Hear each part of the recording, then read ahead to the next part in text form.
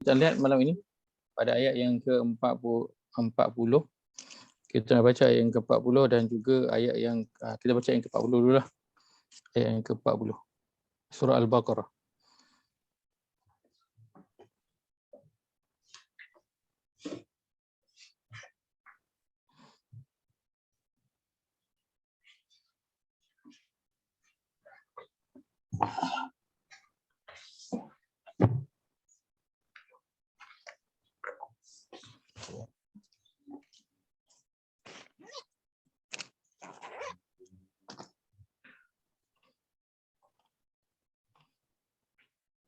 Baik. Muka surat yang ke-7.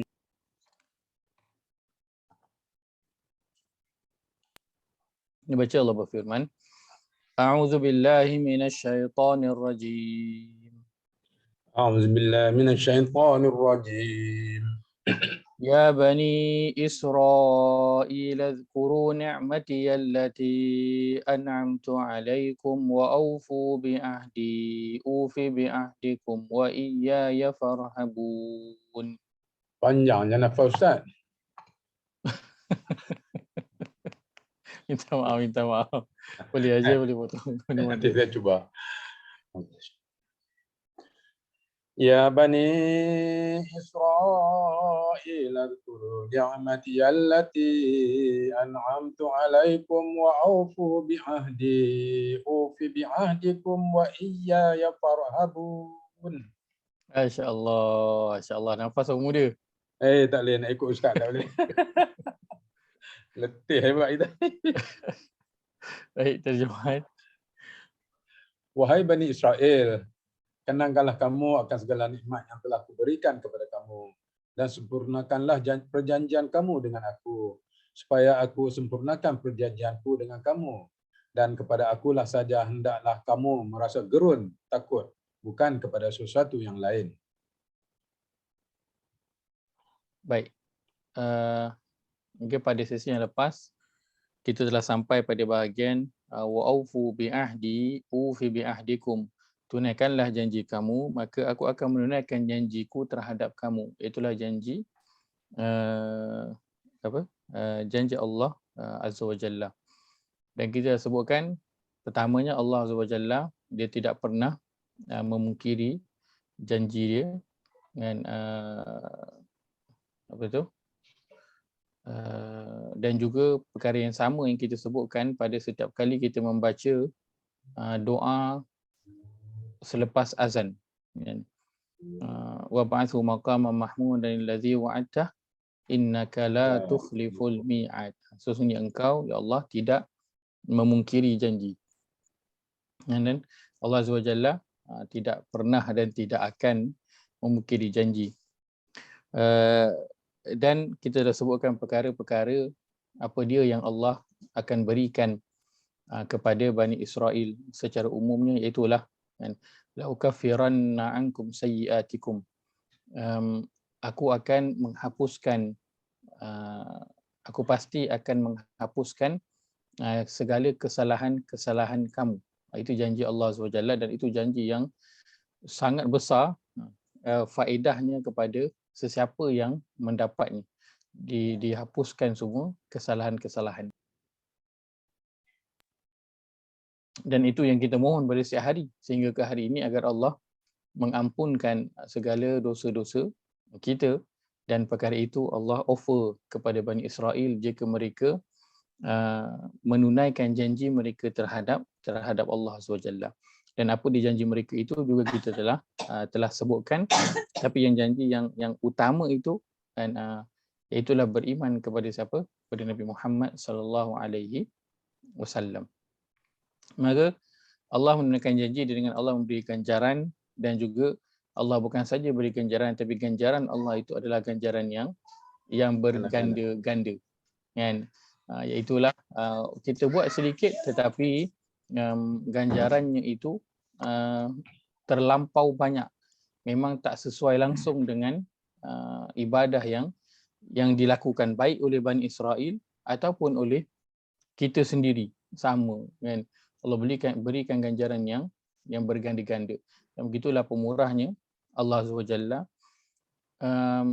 Allah nakkan kita semua ini masuk ke dalam syurga, ya, supaya timbangan amal kebaikan itu berat, kan. Maka perlu kepada apa? Sedikit usaha, sedikit kesabaran, sedikit bahasa Arab sebut sebagai himmah, kemahuan yang tinggi, semangat yang tinggi untuk menjalankan ibadah. Baik, pada malam ini kita sama melihat pada penghujung ayat yang ke-40 itu, iaitulah wa iyaya farhabun, dan kepada akulah sahaja hendaklah kamu merasa gerun takut, bukan sesuatu yang lain. Okay, baik. Kalau kita lihat pada potongan ayat ni, baik, apa mungkin pengajaran ataupun poin yang dapat kita keluarkan daripada ayat ni? Siapa yang nak berkongsi?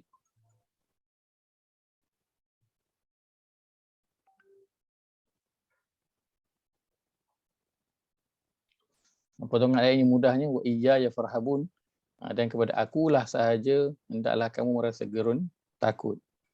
Kalau kata kita cerita tentang poin ataupun pengajaran, apa yang boleh kita dapat daripada ayat ni? Jangan syirik. Jangan syirik lah.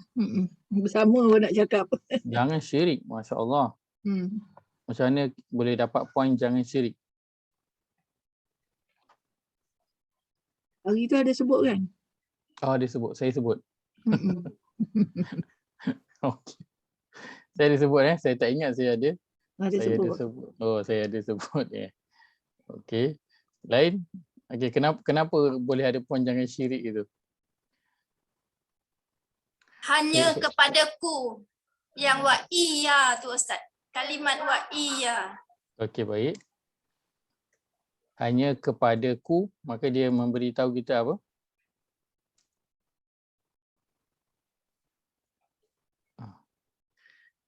Hanya kepadaku, maka apakah ia? Hanya kepadaku tauhid lah. Hanya Dia, kepada dia kena taat, abdikan diri pada dia. Ittiba. okey. Kalau ikut dalam ayat ni tulis apa? Hanya takut kepada ku. Kan? Baik. Baik, ada lagi? Dua ni lah kan, kiranya potongan ayat dia pun pendek kan. Pendek je. Pendek sahaja, itu. Payah nak masuk Itulah. sikit. Dua pengajaran yang kita dapat. Okey, baik. Kalau kita lihat pada potongan pada ayat. Ustaz, kan ada masa dia berjanji tu kan. Janji Bani Israel kepada Allah hanya menyembahnya dan tidak menyekutukannya. Itu yang Ustaz sebut lagi tu rasanya. Okey, di atas Serta sana lah. beriman kepada Nabi. Serta beriman kepada Nabi yang dinyatakan dalam Taurat lah. Okey, baik. Jadi kiranya yang kat sini wa iyaya farhabun ni tak ada sebut lah berkaitan syirik. Dia bahagian syirik tu yang atas tadi, yang atas lah. Yang ni Okey, takut aja. Ustaz, Ya, saya. ini ada tak kena mengena dengan, ingat tak masa dia orang ni Songel dia minta apa ni, makanan daripada langit supaya Allah turunkan pada dia orang. Lepas tu Allah cakap, okey, aku kasih tapi siap. Engkau tak beriman dengan aku, kena kau. Okey. Ada kena Jadi- mengenakan dengan ayat ni? Sorry. Okey, soalan ada kena guna ke dengan ayat ni? Itu yang pasal Nabi Musa tu kan? Dengan Nabi Musa. Itu kan? Nabi Isa. Nabi Nabi Isa Isa ke ke Nabi Nabi Musa? Musa? Nabi Isa Al-Maidah. Okey Ustaz. Saya dah care off sikit. Tak apa, Nabi Musa Tak apa, ataupun dia- Nabi Isa, dia punya Dia Bani Israel. Bani Israel juga sama. Sebab janji dia dengan Bani Israel betul. Nabi Musa atau Nabi Isa, kedua-duanya sama. Bani Israel juga dia punya nama kaumnya itu sama. Itulah Bani Israel juga. Dengan Bani Israel ni dia ada banyak nabi, dia ada beberapa rasul yang diutus kepada mereka kan, Dua kitab besar pun, Taurat dan juga Injil, kepada mereka, kan. Maka kisah tentang makanan turun daripada langit memang itu salah satu nikmat yang Allah berikan kepada Bani Israel, salah satu nikmat yang Allah berikan kepada mereka. Baik, maka adakah soalan Ajisah tadi, adakah dia berkaitan dengan itu? Dan aku dah bagi, kalau tak buat siap. Kan? Baik, maka secara umumnya kalau kita ambil di sebalik pada ayat ini, bolehlah di poinnya itu dapat begitu, iaitulah aku dah bagi macam-macam, maka apa yang kamu kena lakukan, taat kepada perintah aku, abdikan diri. Kalau tak buat, maka rasa takutlah dengan azab yang akan ditimpakan kepada kamu. Baik. Okay. Kalau kita lihat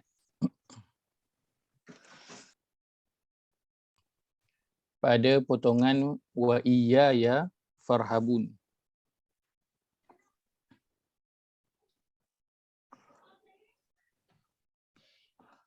wa iyaya farhabun.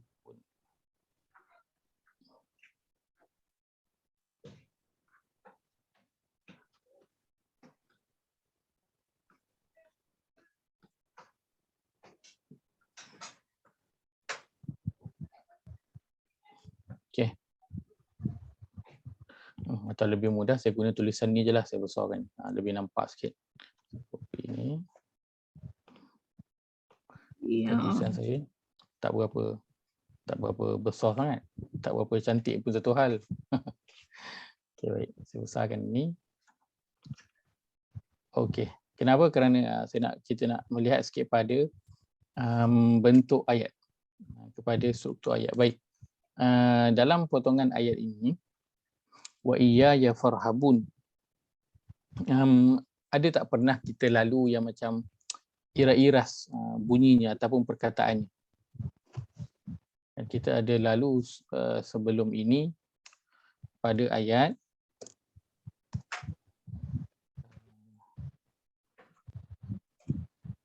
Iyyaka na'budu. Iyyaka na'budu, Ustaz. Masya-Allah. Baru keluar Hamzah dah tahu dah.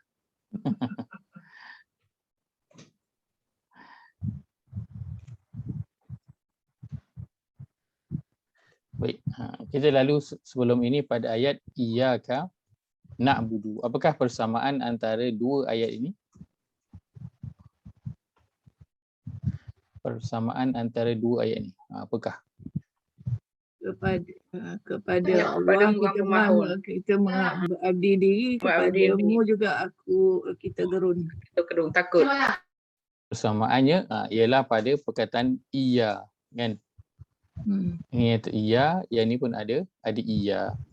Beza belakang lah. Siapa yang belajar bahasa Al-Quran sudah tahu yang ini kita nak kena potong belakang dia. Kenapa nak kena potong? Dan kerana belakang ini dia adalah dhamir. Huruf. Dia berlainan dengan yang depan. Dia tiada kaitan dengan perkataan di depan tu. Kita asingkan dia. Baik, maka dalam dua ayat ni yang sama ialah iya. Ini ada iya, yang ini pun ada iya. Baik. Apakah poin yang kita sebutkan salah satunya pada ayat iyyaka na'budu?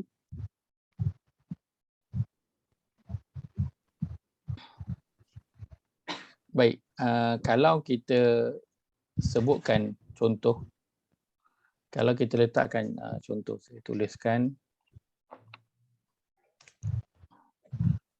dah lagi dah.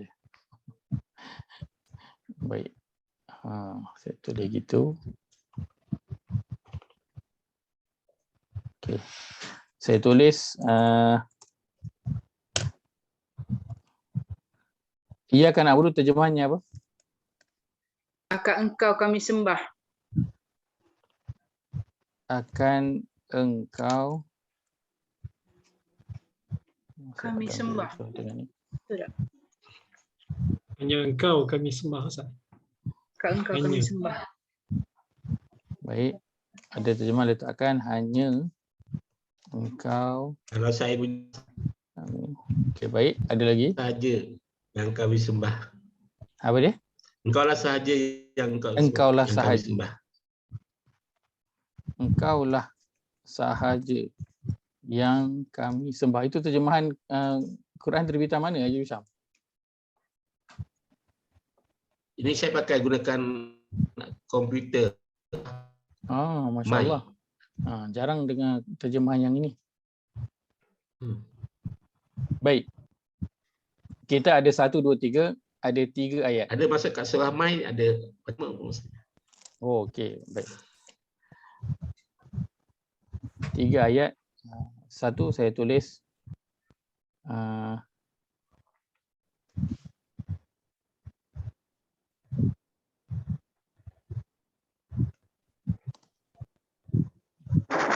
Okey. Satu lagi, kami menyembahmu sahaja. Kami, okey, katakan. Kami hanya menyembahmu sahaja. Mu ni engkau lah bila duduk di belakang. Okey, baik. 1, 2, 3. 3 ayat yang di atas dengan ayat yang terakhir, ayat yang nombor 4. Okey. Lebih kurang ayat dia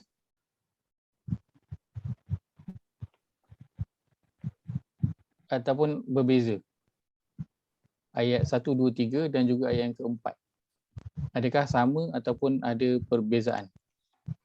Ayat 1, 2, 3 ni adakah lebih kurang ayat keempat ataupun ayat dia sama sahaja? Ayat yang 2, Beza 3 sikit. sama dengan 4, ayat 1 berbeza. Ayat 2, 3 sama dengan 4, ayat 1 Akan berbeza. Baik, ada Engkau lagi? kami sembah. Hanya engkau kami sembah. Engkaulah saja kami sembah. Kami hanya sembah. Ya Allah itu. Ayat 2, 3, 4 sama Ustaz. Ayat 2, 3, 4 sama. Okey. Baik. Ayat 2, 3, 4. Okey, baik. Dia Kalau tentang emphasize. Saya agak emphasize. kalau kita perasan ayat 1, 2, 3 kami sembah itu berada di mana? Belakang. Dia berada di belakang. Kami sembah. Oh, belakang. ingat ke Kami maksud sembah. dia. Dia ada kat belakang. Kan? Yang 4 tu yang ini kami sembah kami dia ada hanya di menyembahmu. dia ada kat depan lah. Diletakkan di depan. Yang 1, 2, 3 kami menyembah tu kami sembah tu diletak di belakang. Jadi itulah beza dia sudut kedudukan ayat dia lah. Sudut kedudukan ayat. Baik. Dalam bahasa Melayu kita biasa guna kami hanya menyembahmu ataupun kita akan kata kalau sebut dalam ayat Quran ni kita akan sebut yang 1, 2, 3 lah kan. Tapi kalau kita kata akan nasi saya makan. Biasa tak kita sebut macam tu? Tak biasa. Tak biasa. Nasi yang saya Kita- makan. Saya makan nasi. Itu biasa kita sebut. Akan nasi saya makan, kita tak biasa. Maknanya akan engkau kami sembah, dia bentuk ayat yang biasa ke atau bentuk ayat yang kita tak biasa guna? Tak biasa guna. Dia bentuk ayat yang tak biasa kita guna kan. Akan nasi kami makan. Pelik bunyi dia. Ayat dia betul ke salah? Ayat dia betul. Cuma dari sudut penggunaan itu kita jarang guna kan, dan dari sudut penyusunan ayat juga dia terbalik kan. Sepatutnya kami sembah itu dia berada di depan dan akan engkau itu dia berada di belakang. Itu menurut kebiasaan yang kita guna. Akan tapi dalam iyyaka na'budu ini dia Allah terbalikkan, dia na'budu Allah letakkan di belakang, iyyaka itu Allah letakkan di hadapan. Baik, kenapa sebab dia? Tadi saya dengar ada salah seorang sebut tadi. Dia Kenapa nak stres sebab? lah. Sebab Dia dia nak tak, stres. dia Kan nak dia nak stres. stres kan. Tak ada yang lain disembah selain pada dia. Penegasan. Okey. Penegasan, taukid. Dia nak emphasize kan tentang apa yang di depan itu yang dia nak highlightkan, dia nak tegaskan yang depan tu. Hanya kepada engkau. Baik. Dan dalam bahasa Arab kaedah ini biasa digunakan dalam Quran. Ini kaedah ini digunakan namanya at-taqdim wa ta'khir. Apa yang kalimah apa yang dulu, apa yang kemudian Iya betul. Ini nama kalau kita kata kaedah penulisan dalam bahasa Arab. Kita kata at-taqdim wa ta'khir. Baik. Takdim ni mendahulukanlah kan, muqaddam. Dan takhir akhir. So dimaksud dalam bab mendahulukan dan melewatkan ataupun mengkebelakangkan. Kata itulah dia kata perkataan tu. Itu kaedah salah satu bentuk penulisan dalam bahasa Arab, takdim wa takhir. Maka di sini kan, digunakan kaedah itu, itulah yang sepatutnya di depan diletakkan di belakang, yang di belakang diletakkan di depan. Maka bila berlaku perkara ini dalam Al-Quran, yang dimaksudkan ialah at-takhsis. Kan, at-takhsis. At-takhsis agak-agak maksudnya apa? Susah. Sis. Lebih kurang at-takhsis agak-agak maksudnya apa? Khusus Dia ke? Bukan. Betul lah tu. Khusus Ya, Itulah aku dah betul. sebut dah khusus tadi. Pengkhususan. Pandai juga aku. Dia kadang Arab dia kadang Nampak bikin, sok-sok tu, sok-sok tu. ya. Asalnya apa? Asalnya perkataan khas lah. Kita guna perkataan khas kan. Itulah tu. Perkataan khas, at-takhsis. Dan dia adalah bentuk Tak nampak pengkhususan. So Arab dia kita boleh main agak-agak aje makna dia kan. Agak-agak. Macam at-takhir kita boleh agak-agak aje. Takhir ni apa? Akhir. So belakang ataupun dilambatkan. Gitulah. At-taqdim dia muqaddam ataupun kita sebut muqaddimah. Perkataan dia sama, muqaddimah. Muqaddimah tu kita tulis dekat depan. Baik, bila berlaku bentuk penulisan begini yang dimasukkan khususnya dalam Quran adalah at-takhsis, iaitulah pengkhususan. Dimasukkan juga adalah al-hasru, iaitulah pembatasan. Pembatasan itulah daripada banyak dikhususkan kepada satu sahaja. Contoh kalau kita sebut nasi, contohnya nasi banyak kategori dia. Tapi bila kita sebut nasi lemak, so dia dah khusus kepada satu je. Nasi lemak je. So nasi goreng, nasi biryani, nasi ujang panas semua tak masuk. Yang masuk adalah nasi lemak. Kan? Dalam nasi lemak tu pula kalau kita sebut nasi lemak daun pisang. So nasi lemak yang bungkus dalam polisterin, dalam kertas coklat tak masuk. Yang masuk daun pisang je. Kan? Kita sebut lagi nasi lemak kukus. So yang masak biasa tak masuklah, yang kukus saja. So itu bentuk al-hasru. Dia pembatasan. Dia membataskan yang lain. So dibawa makin kecil hingga sampai kepada yang paling kecil, eksklusif, yang khusus untuk sesuatu itu sahaja. Baik. Maka ini Allah sebutkan dalam iyyaka na'budu, dan ia bentuk yang sama yang Allah bawakan dalam wa iyaya farhabun. Yang mana farhabun ini sepatutnya dia berada di hadapan, iyaya patutnya berada di belakang. Baik. Patutnya bunyinya ialah farhabuni iyai. Itu bunyi yang biasa. Farhabuni iyai. Baik. Maka bila Allah letakkan wa iyaya, ya ini dalam bahasa Al-Quran kita belajar maknanya adalah aku. Betul? Dia adalah kata ganti nama yang menunjukkan kepada aku.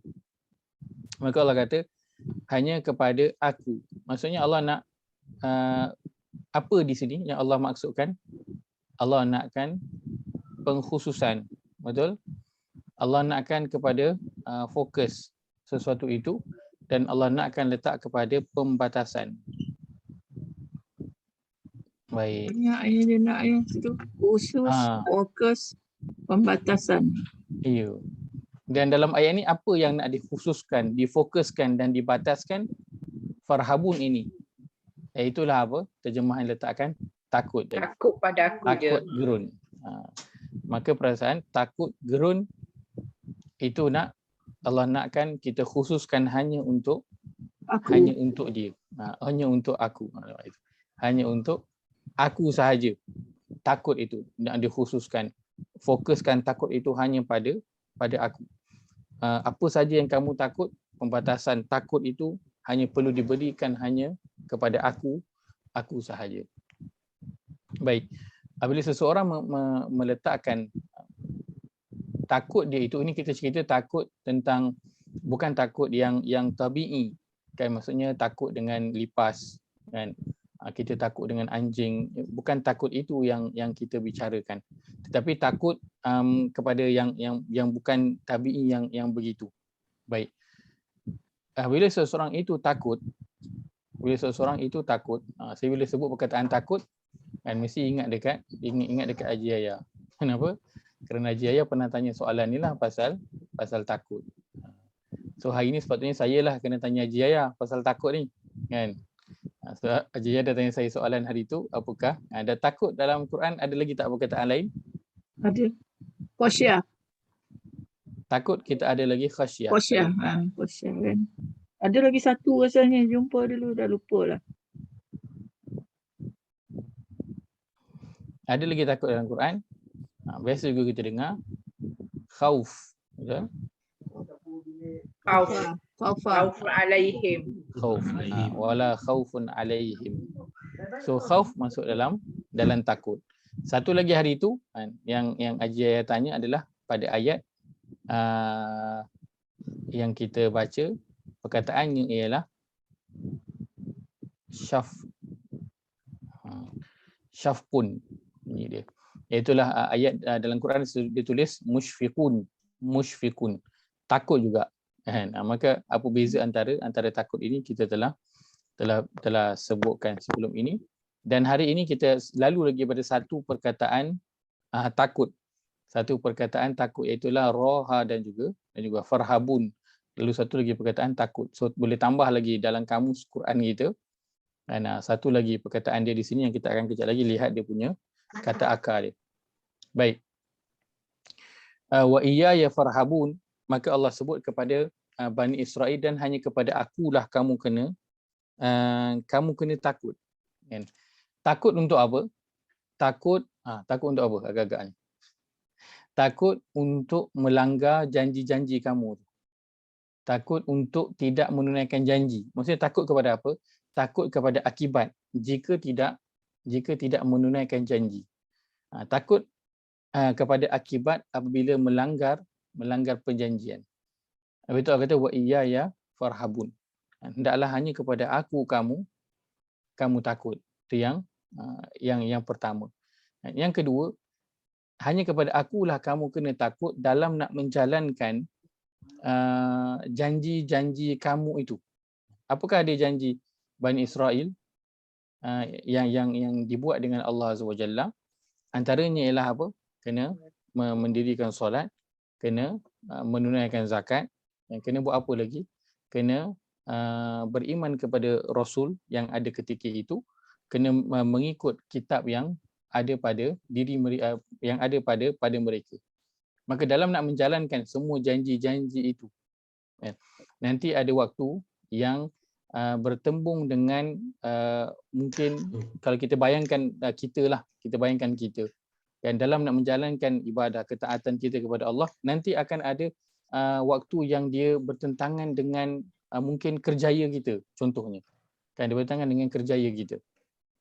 Dia bertentangan dengan waktu solat kita, contohnya. Kan dia bertentangan dengan puasa kita. Kan? Maka ketika itu Allah kata farhabun, jangan takut untuk melakukan apa yang kau kena lakukan, jangan takut kepada akibat dia. Jangan takut kepada akibat dia. Kan? Kalau buat tak untung ke, bisnes kurang untung, kalau tak buat, tak ikut, kena buang kerja ke, kan? Maka Allah kata wa iyaya farhabun, jangan takut kepada orang, jangan takut kepada segala apa-apa kesan yang akan engkau dapat jika engkau menjalankan janji-janji engkau itu terhadap aku.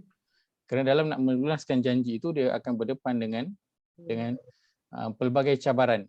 Maka yang perlu ditakuti hanyalah Allah Azza wa Jalla. Kan antaranya kita pernah dengar kisah tentang nak minta kerja, kan dia kena pakai tudung. Yang tak pakai tak boleh pakai tudung. Yang pakai tudung tidak diterima, contohnya. Kan kalau nak bekerja, kan kena terima untuk pakai baju yang tak menutup aurat, kan, baju yang ketat, contohnya. Kan lalu dia buat atas dasar apa? Kerja terpaksa. Kan takut apa? Takutkan kalau tak ikut tak dapat kerja atau kena buang kerja. Kalau tak kerja, dia takut nak bagi makan anak dia apa? Tak ada, takut tak ada duit. Maka Allah kata wa iyaya farhabun, hanya kepada aku sahaja kamu takut. Kan? Dalam nak menjalankan janji-janji kamu kepada aku. Baik, Ustaz, kalau tunduk boleh juga tak Ustaz? Tunduk. tunduk. Ha. Kalau untuk perkataan ini dia lebih kepada takut. Dia lebih kepada takutlah. Dia punya bentuk dia lebih kepada takut yang berbentuk pengharapan. Pun boleh kita sebutkan begitu. Baik. Wa iyaya farhabun, maka bila seorang itu dia takut dan takut itu dikhususkan kepada Allah Azza wa Jalla. Maka apa kesan dia? Kesan dia di mana-mana sahaja pun kan, dia akan sentiasa taat. Itu kesan dia. Di mana-mana sahaja pun dia akan taat apabila dia khususkan ketakutan dia itu hanya kepada Allah Azza wa Jalla. Kenapa? Dan kerana Allah berada di mana sahaja, maka di mana sahaja dia tetap akan taat kepada perintah Allah Azza wa Jalla. Baik. Takut apabila dia bataskan, apabila pembatasan itu dia letakkan takut dari sudut pembatasan, apa kesan kepada seseorang itu? Kesannya ialah dia kalau dalam Quran itu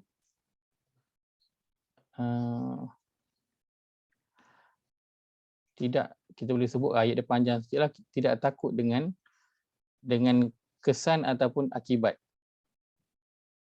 Akibat apa? Akibat dia menjalankan ketaatan kepada Allah Azza wa Jalla.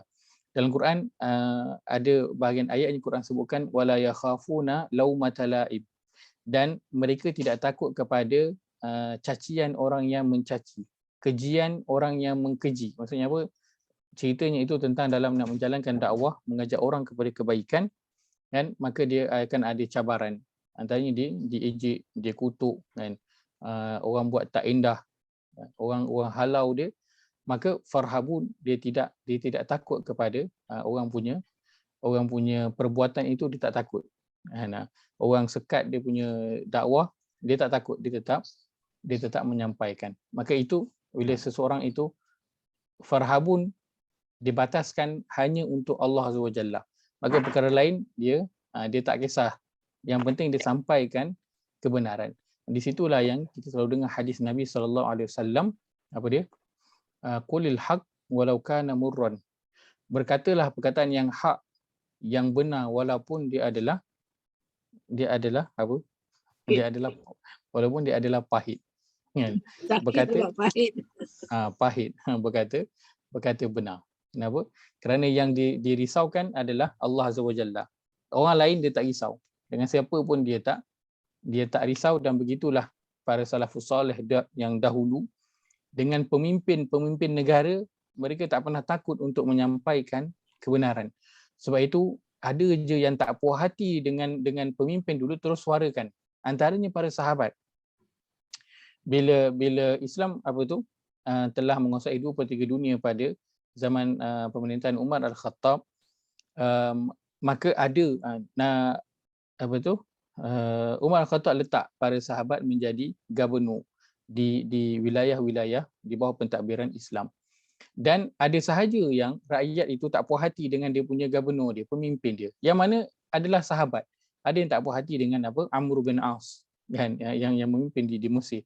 Ada yang tak puas hati, dia hantar surat kepada Umar, kan, cakap aku tak puas hati dengan Amr bin As ini sebab begini. Kan? Maka orang yang dia menjalankan apa yang sepatutnya dia jalankan, dia tak kisah. Dia tak takut dengan sesiapa pun, tapi yang dia takut adalah pada Allah Azza wa Jalla, dan dia tak takut pun dengan kesan daripada akibat perbuatan dia itu. Baik. Maka wa iyaya, dia membawa kepada pengkhususan kepada hanya Allah Azza wa Jalla. Baik. Pada perkataan farhabun, kita lihat farhabun, nun itu berbaris mana? Dari bawah. Baris bawah. Baik, siapa ada terjemahan perkata? Boleh bantu? Apakah terjemahan dia? Saya buka Kamu terjemahan saya. kepadaku. Takutlah kamu kepadaku. Takutlah kamu kepada takutlah kamu kepada wa Kepadaku. iyaya. Oh iya dan hanya kepadaku. Baik, dan hanya kepadaku wa iyaya farhabun, takutlah kamu padaku. Baik, itu terjemahan perkata. Kalau kita lihat terjemahan ayat, nescaya aku penuhi janjiku kepadamu dan takutlah hanya kepadaku. So satu sahaja, ku itu ada satu saja, dan takutlah hanya kepadaku. Okay, baik. Tapi dalam terjemahan diletakkan ada dua. So ya ini kita tahu dah, aku, satu lagi aku berada di mana. Farhabun ini juga diterjemahkan takutlah kamu padaku. Baik, ku itu berada di sini, pada baris bawah ini. Pada baris bawah ini. Asalnya dia adalah farhabuni. Dia sambung macam tu. Asalnya dia adalah wa iyaya farhabuni. Ada ya. Ada ya kat situ. So ya inilah yang menunjukkan aku. Baik. Tapi atas sebab bentuk ayat, maka ya itu dibuang dan hanya ada apa? Baris bawah sahaja yang dikekalkan. Sebab itu dalam terjemahan masih lagi ada perkataan aku. Baik, dan hanya kepadaku kamu patut takut. Kan? Faham tak ayat tu? Lengkap tak ayat tu? Lengkap dah. Dan hanya kepadaku kamu sepatutnya takut. Lengkap tak ayat? Lengkap. Difahami tak? Difahami. Cukup dengan menggunakan berapa aku? Satu aku je dah cukup. Dan hanya kepadaku kamu patut takut. Cukup dah, lengkap dah ayat tu, difahami. Akan tapi kalau kita terjemahkan perkata untuk ayat ini, dia akan jadi dan hanya kepadaku hendaklah kamu takut kepadaku. Maka dua kali diulang perkataan aku, and nak menunjukkan apa? Memang Allah nak streskan, betul-betul nak highlightkan, betul-betul nak tegaskan tentang takut itu hanya perlu untuk Allah sahaja. Hanya perlu untuk Allah sahaja. Maka jangan takut dengan perkara-perkara yang lain dalam nak menjalankan ibadah kepada Allah SWT. Jangan takut kepada rezeki tak ada. Kan? Jangan takut kepada kerja tak ada. Ini je jadi kerisauan orang sebenarnya. Kan? Takut rezeki tak ada, bisnes tak dapat, takut kerja tak ada, takut kena buang. Dan Allah ingatkan wa iyaya. Letakkan iyaya di depan tu dah satu bentuk yang khusus. Ada lagi aku. So kena takut kepada siapa? Aku sahaja. Farhabu ni dia letak lagi aku kat belakang. Allah nak betul-betul tegaskan memang kamu ni kena takut hanya kepada aku sahaja. Janganlah pernah sekali pun takut kepada orang ataupun perkara yang lain. Kan? Baik. Kalau ini difahami, wa iyaya farhabun, kalaulah seorang itu dia faham yang dia hanya perlu takut kepada Allah SWT, maka tindakannya itu akan berubah, cara pemikiran dia, cara berfikir juga akan berubah. Cara berfikir dia akan hanya berfikir untuk apa? Untuk Allah sahaja. Apa yang dilakukan, first priority dia adalah untuk Allah. Maka apa sahaja yang bertentangan dengan keutamaan dia iaitu Allah, dia akan tolak dulu ke tepi. Dia akan tolak dulu ke tepi. Macam kita kan pergi bekerja pagi hingga petang ataupun berniaga. Prioriti kita waktu itu Isnin hingga Jumaat, masa pagi hingga petang itu adalah untuk apa? Untuk bekerja. Kalau kawan datang ajak kita pergi mancing, kan? Ajak pergi main golf ke. Kan? Prioriti kita akan letak kat mana? Pergi kerja dulu. Pergi kerja dulu. Kan? Sepatutnya. Kecuali kalau ada lagi cuti. Itu lain cerita lah. Tapi kita cerita tentang prioriti dia, kita akan dahulukan pergi kerja dulu. So apa? Itu kita punya keutamaan kita. Nak mencari nafkah. Maka yang lain tu kita akan tolak ke tepi. Dia jadi kurang menarik untuk kita. Kerana kita dah ada keutamaan yang kita betul-betul utamakan, yang betul kita suka. Maka bila seseorang itu diletakkan prioriti dia nombor satu adalah Allah Azza wa Jalla, maka datang perkara yang lain bertentangan dengan Allah Azza wa Jalla itu dia akan mudah untuk tolak itu semua ke tepi. Kerana dia tahu keutamaan dia. Maka dalam dia menjalani kehidupan seharian dia, apa sahaja yang bertentangan dengan kehendak Allah, maka orang itu akan menolak semua perkara itu ke tepi. Maka itu yang menjadikan seseorang itu mudah apabila seorang tu buat perkara yang salah. Dia mudah untuk nak menegur. Dalam kalangan ahli keluarga dia contohnya. Dia mudah untuk nak menegur. Sebab apa? Dia lebih sayangkan Allah daripada yang lain. Kan? Begitu kalau kita lihat dalam perilaku Nabi SAW. Utamakan apa? Allah Azza wa Jalla. Dan kisah yang kita juga pernah dengar, Aisyah radhiyallahu anha sebutkan Nabi selalu duduk bersembang dengan Aisyah. Kan? Nabi selalu duduk bersembang, bergurau dengan Aisyah. Tapi Aisyah kata, apabila dengar je bunyi azan, apa akan jadi pada Nabi? Dah lah ya. Tinggal je. Aisyah kata, Nabi akan tinggalkan aku. Seolah macam Nabi tak kenal pun aku siapa. Itu dia gerak. Kenapa? Adakah kerana Nabi tak sayang Aisyah? Sayang. Tapi apa? Kerana keutamaan tu waktu tu. Untuk apa? Untuk solat. Maka kan tinggalkan yang lain itu. Wa iyaya farhabun. Dia khususkan, dia fokus, dia bataskan hanya untuk Allah hingga Allah itu menjadi dia punya keutamaan. Maka begitu sepatutnya dalam orang mencari rezeki, dalam orang bekerja, dalam bersahabat, dalam berkeluarga, dalam belajar, dalam apa jua perkara yang dilakukan dalam kehidupan dia, Allah itu diletakkan pada nombor satu. Dan kalau itu dilakukan oleh setiap orang, maka kan, saya yakin dunia ini akan aman. Kita tak akan dengar bunyi orang ambil duit orang lain ke, orang rasuah ke, orang tipu ke, tak akan dengar. Semua tu tak akan dengar. Kenapa? Kerana prioriti atas dia adalah Allah Azza wa Jalla. Maka apa je bertentangan dengan Allah, dia akan tolak ke tepi. Dia akan tolak ke tepi. Orang nak bagi duit 500 ke, 1000 ke, 200,000 ke, dia mudah untuk menolak. Kenapa? Wa iyaya farhabun. Dia takut kepada Allah Azza wa Jalla. Baik. Dan tentang perkara ini Allah tegaskan, kan? Maka jika Allah tegaskan itu, dia sangat penting untuk diberi perhatian. Kenapa? Kerana Allah tahu dalam kehidupan kita akan lalu pada situasi yang kita akan tergugat kita punya pendirian ini. Kalau kita dah berpendirian takut hanya kepada Allah, maka dalam kehidupan dia akan banyak terganggu kepada pendirian itu. Kita nak takut kepada Allah. Baik. Perkataan farhabuna, kalau kita lihat pada kata dasar, kata akar. Kata akar ke kata dasar sebenarnya? Root word je tahu. Kalau ikut pada root word dia kata akar lah kan.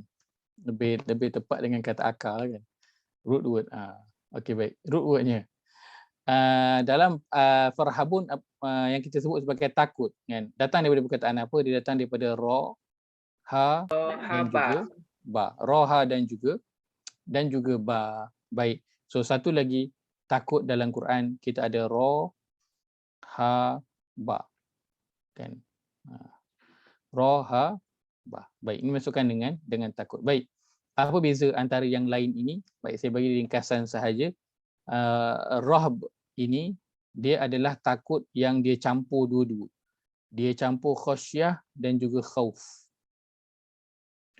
Takut yang dia campur khauf dan juga khasyah masuk, gabung dia jadi rahb. Baik, khauf itu apa? Khauf itu takut yang tanpa ilmu, tanpa pengetahuan. Dia takut sebab takutlah kan, dia takut tanpa pengetahuan. Khasyah, khauf itu dia takut tanpa pengetahuan dan juga dia takut dalam keadaan dia tahu diri dia lemah. Contoh kalau kena buli, dia takut kan. So dia tahu kenapa dia takut, dia tu lemah, tak mampu nak lawan pembuli. Sebab tu dia takut. Maka itu dinamakan dengan khauf. Dan khauf juga adalah takut kepada sesuatu yang tanpa ilmu. Contohnya kita tengah jalan jumpa satu binatang yang kita tak pernah nampak, kita terus takut. Adakah kita tahu ke binatang tu bahaya ke tak bahaya ke? Kita tak tahu pun. Tapi sebab apa kita takut? Sebab tak pernah jumpa binatang tu, walaupun mungkin serangga, tak pernah nampak serangga apa benda kan, takut. Maka itu takut tanpa ilmu. Ataupun kita jumpa kat luar anak-anak kan, tengok muka orang tu dia takut kan, dia kenal ke orang tu Tak. Tapi kenapa dia takut? Sebab dia tengok muka tu macam takut. Maksudnya dia takut tanpa ilmu. Baik, khasyah dia adalah takut yang datang dengan ilmu. Takut yang datang dengan ilmu. Maksudnya dia belajar tentang orang itu, contohnya, ataupun sesuatu tu, lalu dia jadi takut. Kan? Contoh, dia belajar tentang senjata contohnya kan. Senjata tembak dengan laser kan. Jadi kalau kena sikit je memang habis putus. Lalu je laser tu putus jari. Lalu dia jadi takut sebab apa? Dia bayangkan kalau kena kat dia memang selamat lah kan. Kalau tak sengaja terlalu laser tu dekat jari dia memang habis putus. Itu masukkan dengan khasyah, dia takut dengan ada ilmu, dan dia takut itu bukan kerana dia lemah.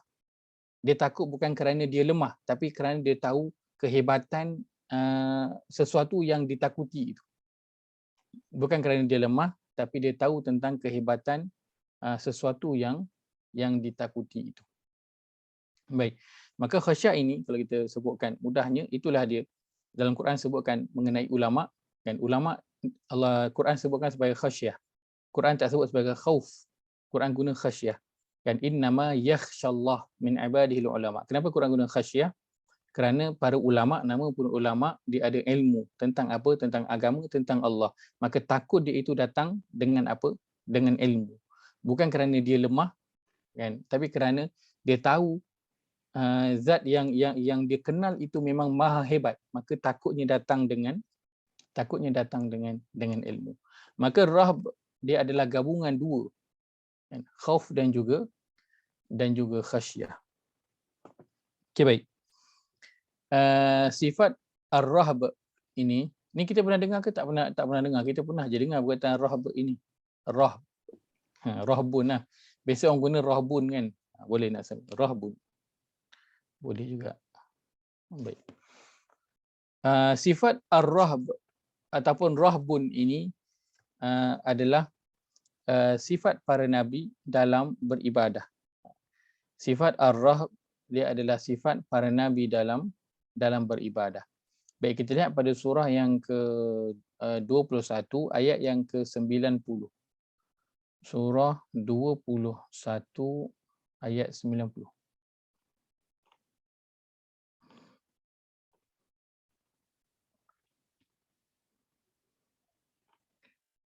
Pada muka surat 329.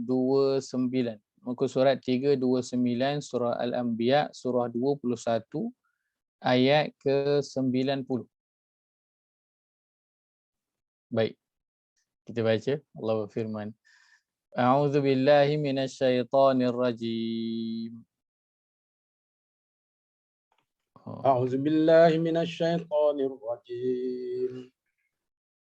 فاستجبنا له ووهبنا له يحيى وأصلحنا له زوجه.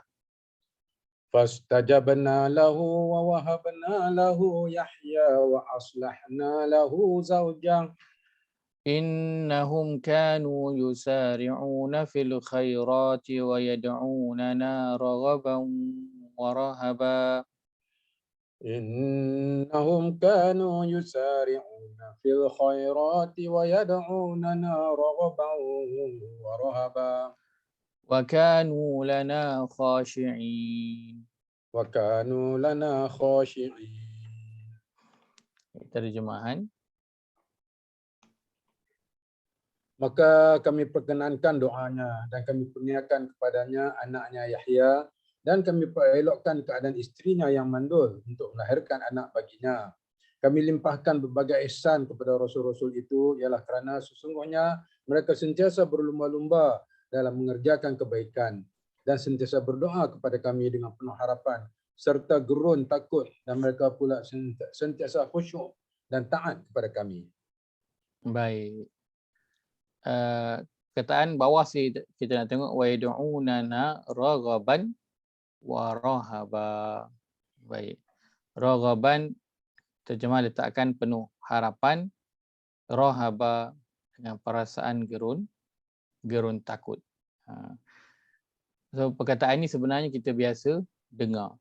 Dan bahkan mungkin ada yang dah belajar pun kitab yang bertajuk apa dia? At-Targhib wa Tarhib. Pernah dengar nama kitab ni? Benar. First time dengar. Oh, benar. Saya yakin ada yang pernah dengar lah kitab Targhib wa Tarhib ni. Selalulah dekat masjid-masjid mesti ada selalunya ustaz yang mengajar kitab ini. Allah. Masjid Taqwa tak ada. Masjid Taqwa kitab lain, dia ajar kitab lain. Tak, Masjid kitab ni apa Taqwa maksud dia Ustaz?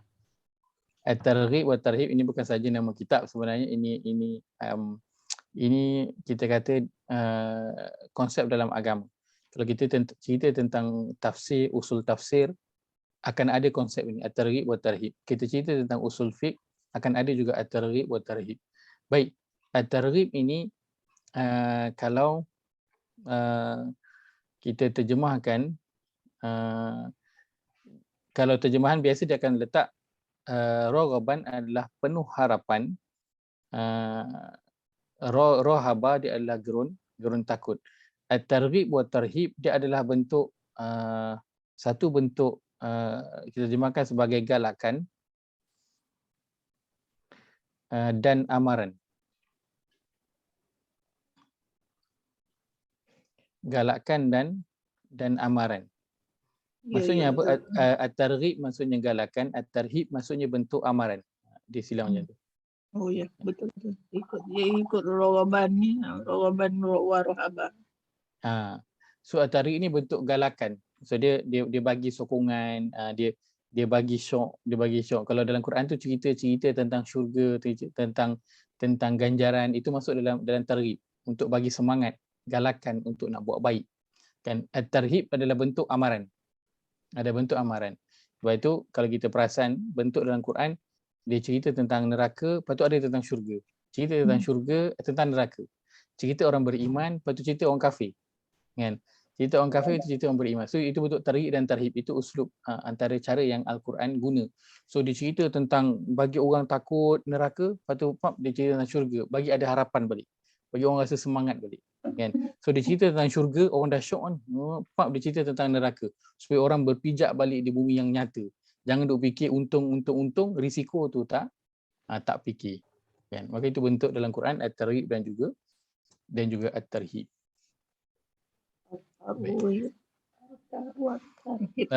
Kita lihat juga, ini kita tengah cakap tentang apa? Kita sedang sebut tentang sifat rohaba. Ini dia adalah sifat para nabi. Dan di sini adalah sifat siapa yang Allah sebutkan? Nabi Zakaria. Nabi Zakaria. Ini cerita tentang Nabi Zakaria atas dia. Wa Zakaria iznada rabbahu. Ini doa ketika Nabi Zakaria dia berdoa. Pada ayat yang ke-89, ayat 90 ni Allah kata fastajabna, kami pun memperkenankanlah doanya. Itu doa siapa? Nabi Zakaria, lalu kami bagilah kepada dia, kurniakan kepada dia anak, iaitu Yahya. Baik, kita lihat pada surah yang ke-7 ayat 154.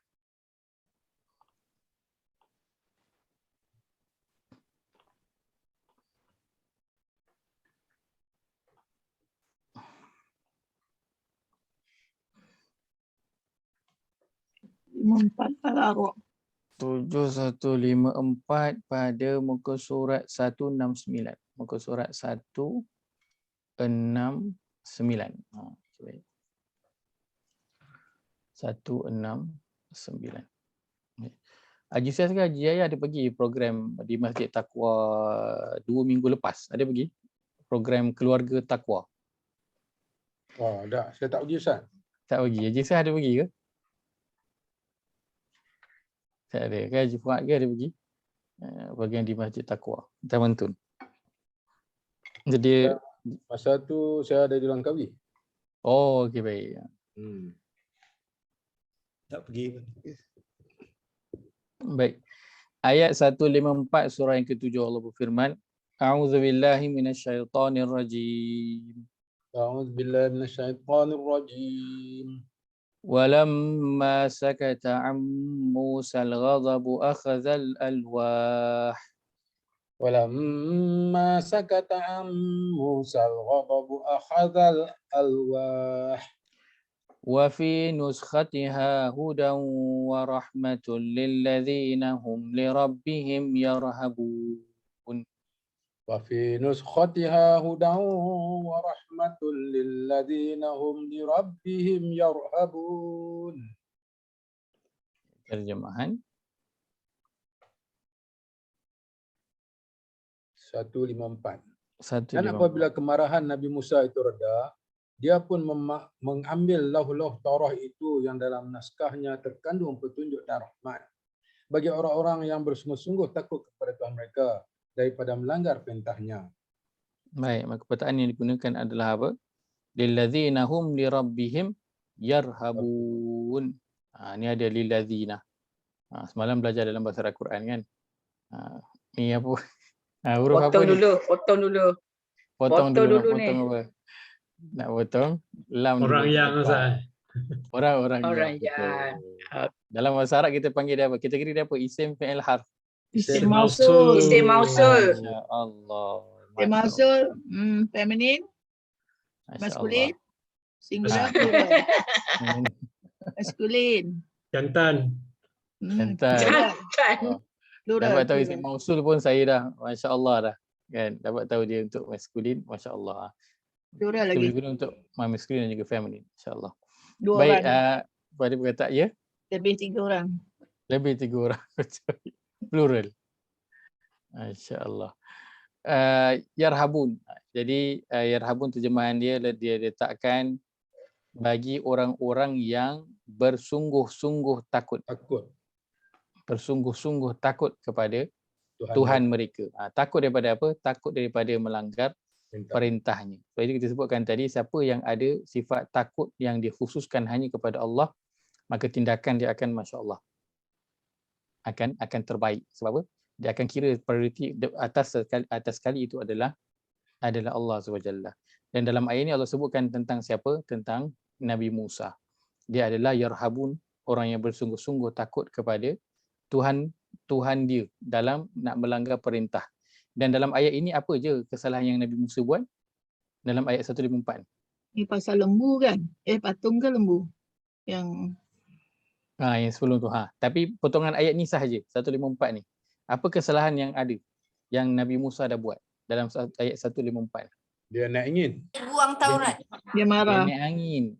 Dia naik angin. Depan dia itu kemarahan. Dalam bahasa Arab al-ghadab. Dia naik angin. Dan apabila kemarahan Nabi Musa dah reda, maksud dia Nabi Musa marah.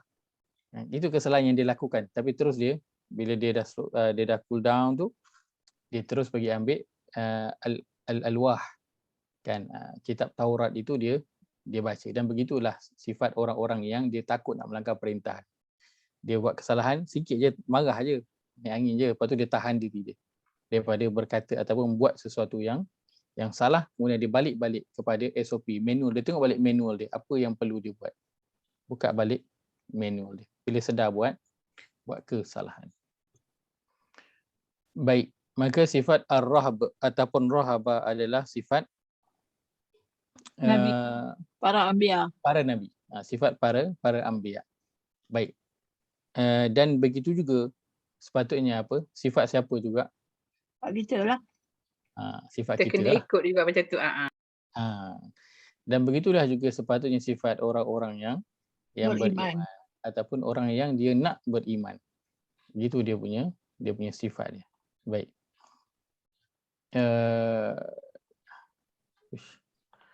Surat dia hilang. Mana pergi ayat 13? Hilang. Tersalah dia punya. Kita lihat pada surah ke-9 ayat yang ke-13, tak ada ayat yang ke-13. Muka surat dia tersalah. Iya, ada macam tu ya. Ni surah At-Taubah 187, 188. Ini adalah Surah ke-9 ayat berapa Ustaz? Ayat ke-13. Tak ada. Saya tak ada ayat ke-13. Muka surat 188. Muka surat 188. 188. So kena buka secara manual lah. Buka secara manual surah At-Taubah, surah yang ke-9 ayat ke-13.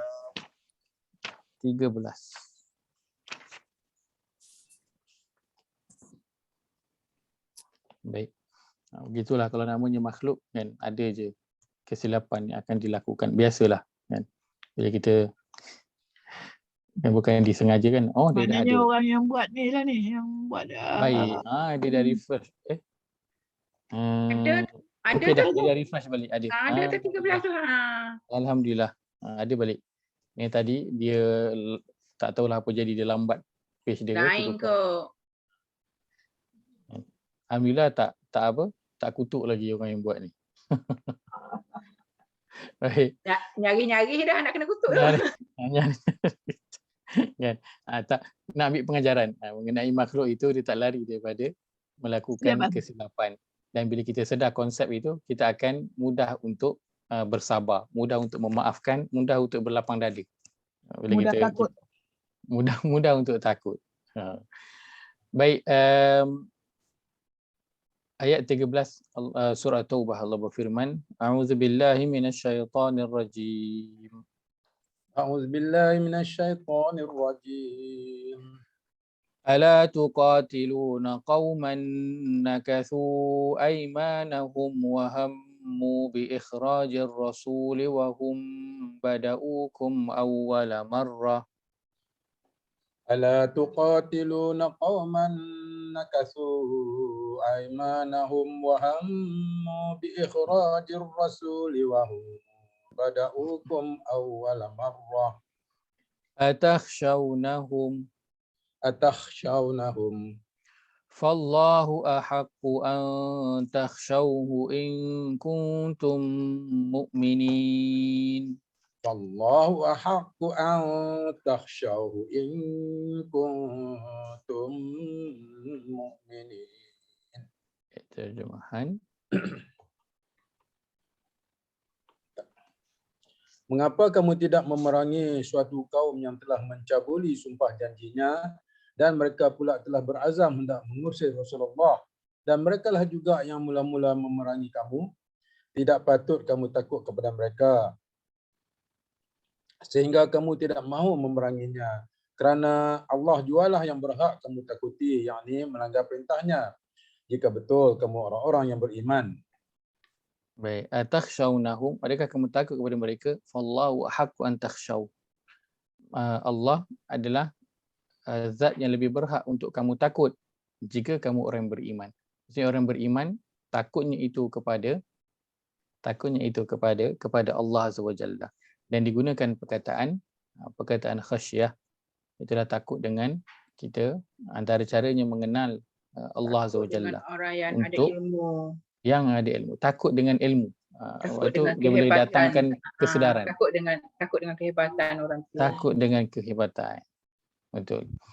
Baik, kita lihat pada surah yang ketiga, ayat 175. Muka surat 77. Sekejap Ustaz.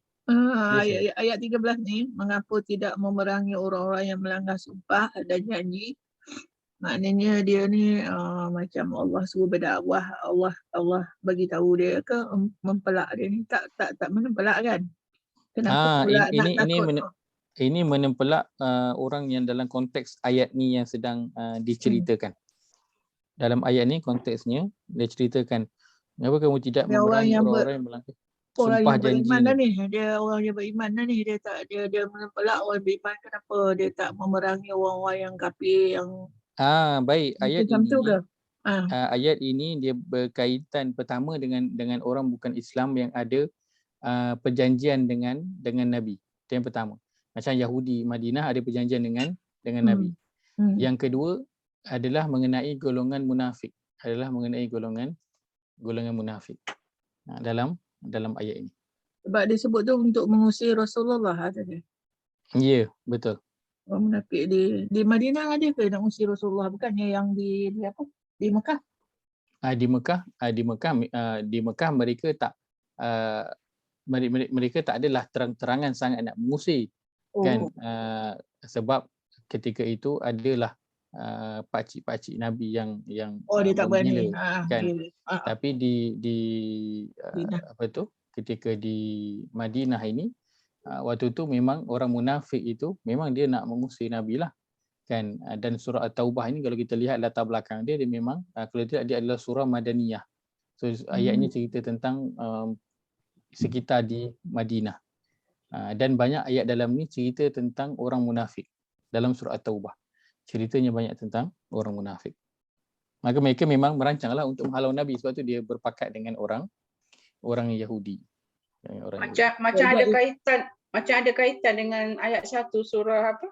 Mumtahanah tu. Ya. Ayat 1 surah Mumtahanah itu peringatan Allah berikan kepada orang beriman kan, agar jangan bersahabat rapat dengan orang musuh. Yang ni dia suruh perangi, dia macam sort of kalau tak nak ikut cara dakwah keras lah.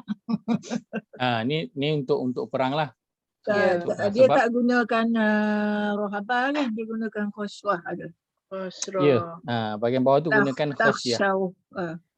Gunakan mana takut kepada Allah dengan ilmu. Takut kepada Allah dengan ada ilmu.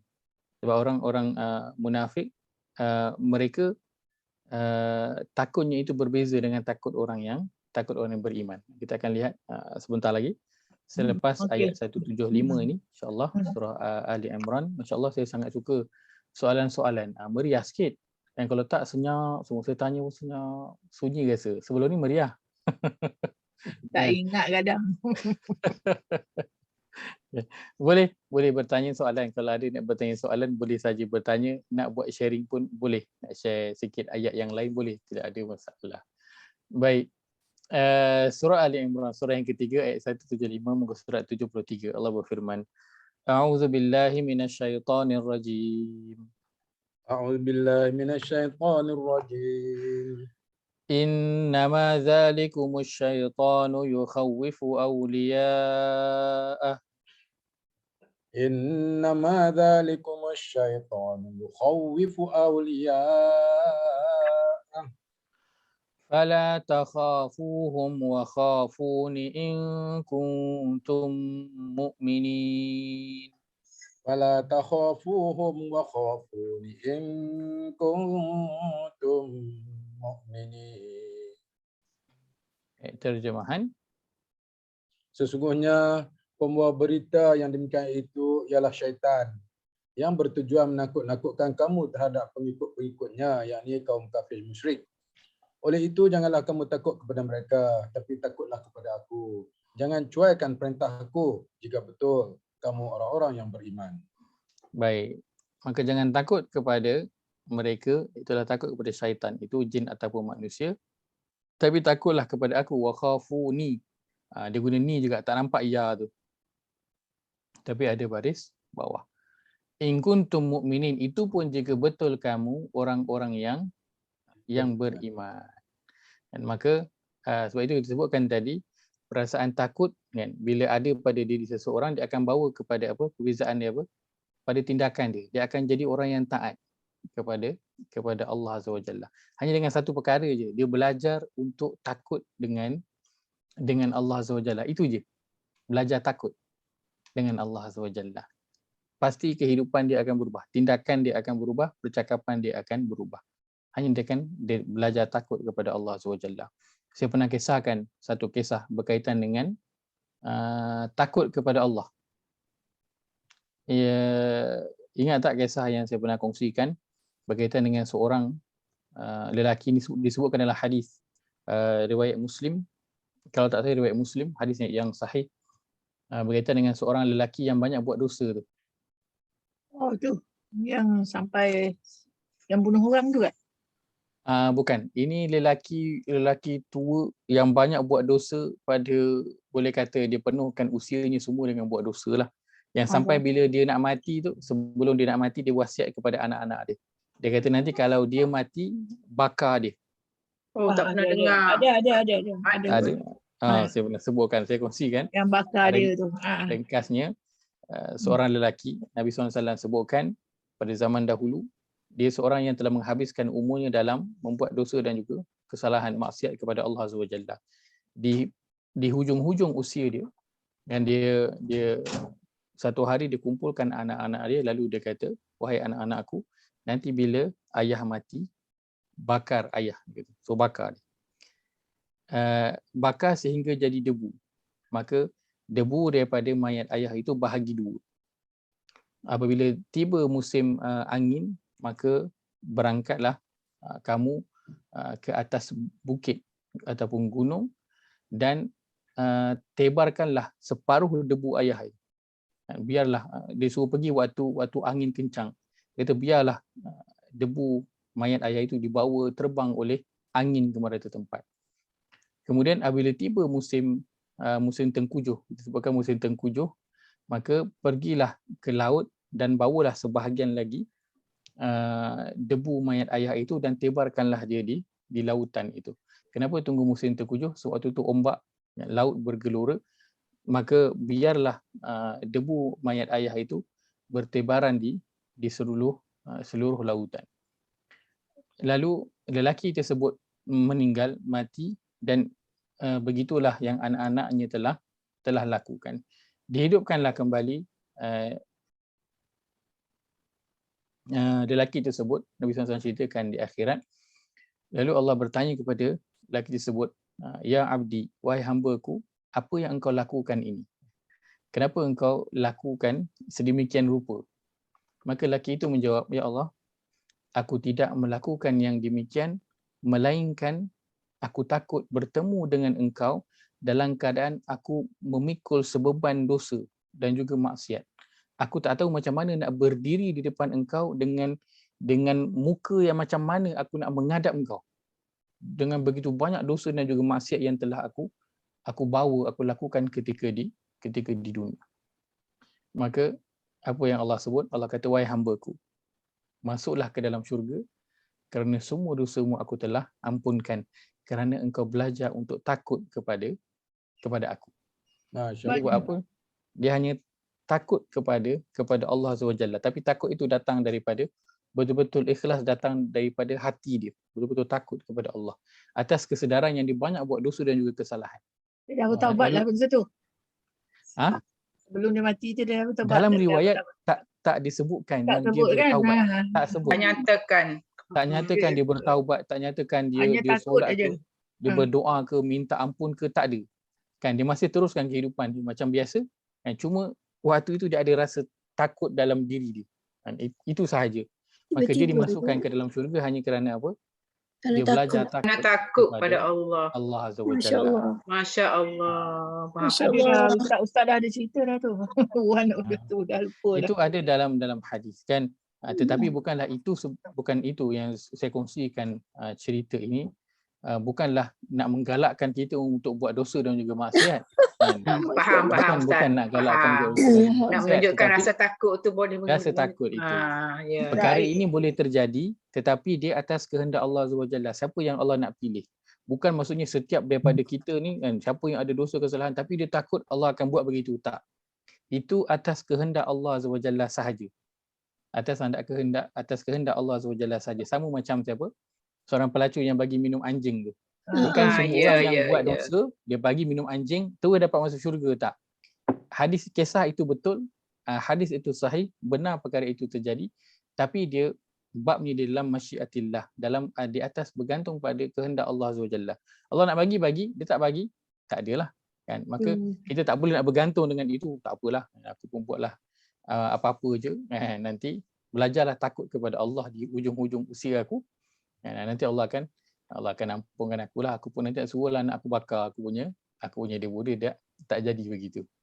Ini masa Ustaz explain the difference between khawfa dengan khosyah dulu tu. Mungkin. Saya pun tak ingat bila saya kongsikan. Saya tanya dulu Betul. apa bezanya dua-dua takut. Maka poin besarnya ialah apa? Belajar takut kepada Allah Subhanahu wa Taala. Lepas tu bila Allah sebutkan wa iyaya farhabun, itu je Allah sebut wa iyaya farhabun. Kan? Dan dua ayat kita baca ni Allah kata fala takhafu wa khafu. Jangan kamu takut kepada mereka, takut kepada aku jika kamu beriman. Maksudnya apa dia? Orang beriman antara cirinya itu dia akan takut kepada Allah Azza wa Jalla. Dan berapa ayat pun yang telah kita baca pada perkataan takhaf ataupun takhsha, dia akan letakkan dalam kurungan, iaitu jalankan perintah, jangan cuaikan perintah. Kan? Baru kita apa? Takut itu akan membawa kita kepada taat kepada perintah Allah Azza wa Jalla secara automatik. Bila seorang itu takut kepada Allah. Macam anak-anak lah, kan? Dia takut dengan mak dia, kan? Dia takut mak dia membebel pagi-pagi, dia bilik tak kemas kan, katil tak tegangkan, bantal tak susun, tingkap tak buka, langsir tak berikat. Dia siap-siap buat. Kalau kan dia kata kalau mak aku dah start bebel kan selamat aku ni. So dia buat siap-siap apa dia takut dekat mak dia. Maka takut tu membawa kepada Mak dia perbezaan pun sayang kat dia lepas tu. pada tindakan dia. Betul. Dan Quran, Allah dalam Quran dia bukan, kan banyak ayat yang Allah letakkan bentuk ancaman, takut. Dia cerita apa tu, minum minuman yang terkeluar semua perut, kan? Itu cerita-cerita yang macam Zakum menakut-nakutkan. Buah zakum, kan? Semua cerita yang menakutkan. Kenapa? Bukan takut Allah saja nak biar kita takut, tapi takut yang nanti bawa kita kepada perubahan pada tindakan. Itu menjadi hamba yang taat kepada Allah SWT. Okay, baik. Selalu kita nampak takut tu takut aja lah. Tak tahulah ada perubahan dalam tindakan dan Takut tu menambah takut. keimanan. Betul.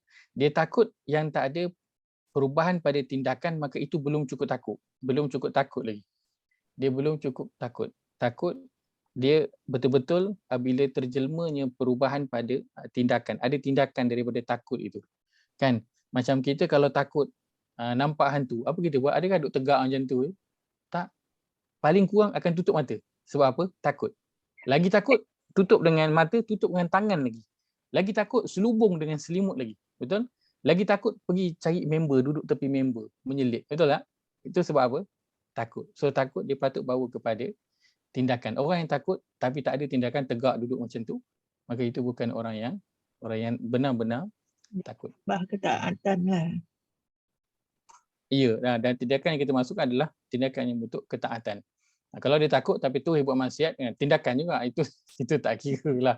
Tapi takut kepada Allah dengan dia menambah ketaatan, dia kurangkan dia punya kesalahan, dia tambah buat kebaikan dia. Maka ini sifat siapa? Tadi kita sebut takut ataupun ar-rahb. Ini sifat para nabi. Kemudian dia sifat orang-orang yang orang yang beriman. Dan sudah tentu sifat ini berbeza dengan siapa? Kalau dengan orang kafir bukan Islam sudah tentulah, kan? Dengan orang Yahudi sudah tentu. Tapi dia berbeza dengan siapa? Berbeza dengan orang munafik. Dia berbeza dengan orang munafik. Baik. Ayat mana yang kita pernah baca? Pasal munafik. Pasal munafik, pasal takut. Pasal takut orang munafik. Itu ayat Hasyr. Al-Hasyr. Al-Hasyr ada Yang Allah sendiri timbulkan perasaan takut pada dia tu. Oh, pada awal tu. Kan yang tu kan? Baik. Itu betul. Perasaan gerun takut Bani yang Nadir. Allah Bani Nadir timbulkan di situ. Baik. Tapi bukan ayat itu yang kita masukkan. Surah dah betul. Masya Allah. Surah dah betul. Ayatnya, poin ayatnya sahaja. Ayat dia kat mana tak nampak dah, tak ingat dah. Ayat Apalah 2 tu lah, huwal lazi tu. Rukba tu. Bukan? Ya, ar-ru'ba ini takut yang Allah campakkan dalam hati orang Yahudi ketika itu. Kan, tapi kita nak sebutkan perbezaan takut. Orang beriman dia takut kepada Allah. Itu ciri orang beriman. Bezanya dengan orang munafik apakah dia? Dia pada ayat yang ke-13. Ayat yang ke-13 surah Al-Hasyr. Muka surat 547. 547 surah Al-Hasyr, surah 59 ayat yang ke-13. Baik, Allah berfirman, A'udzu billahi minasyaitonir rajim. A'udzu billahi minasyaitonir rajim. لأنتم أشد رهبة في صدورهم من الله لأنتم أشد رهبة في صدورهم من الله ذلك بأنهم قوم لا يفقهون ذلك بأنهم قوم لا يفقهون. Terjemahan. Kerana sesungguhnya kamu dalam hati mereka sangat ditakuti lebih dari Allah. Yang demikian itu kerana mereka ialah kaum yang tidak mengerti akan kekuasaan Allah dan kebesarannya. Baik. Asyadu rahbatan. Ada perkataan rahbah. Gerun takut. Baik, apa beza takut orang beriman dengan takut orang munafik? Yang ni ke Ustaz, yang di mana orang munafik ni bila dengar dia orang nak datang ke, nak lalu ke, dia orang dah takut dah. Sebab dia keimanan dia orang terlalu tinggi. Betul. Ayat ni Betul. kan? Itu ayat dia, betul. Maka beza takut orang beriman dengan takut orang munafik ialah orang beriman dia takut dengan Allah. Orang munafik dia takut dengan siapa? La antum.